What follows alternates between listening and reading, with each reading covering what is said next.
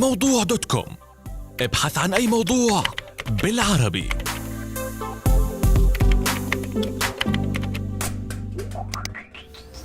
أسباب الشخير طبعاً من أهم الأسباب هو عبارة عن انسداد في مجرى التنفس يؤدي إلى صدور صوت الشخير عند المريض.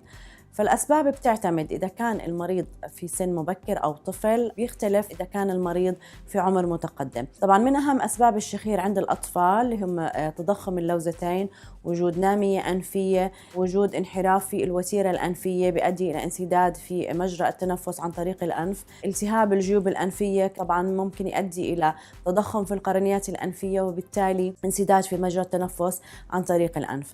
طبعاً عند الكبار من أهم أسبابه انحراف الوتيرة الأنفية، التهاب الجيوب الأنفية وتضخم القرنيات، وجود سلائل أنفية ناتجة عن التحسس الشديد عند المريض. ممكن عند التقدم في السن هذا يؤدي إلى ارتخاء في سقف الحلق وبالتالي ارتخاء في الجدران الحلق، فبالتالي يؤدي إلى انسداد في مجرى التنفس عند المريض وصدور صوت الشخير.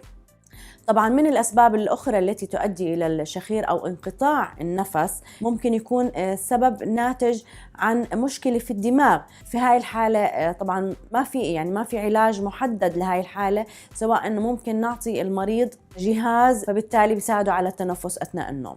موضوع دوت كوم. ابحث عن أي موضوع بالعربي.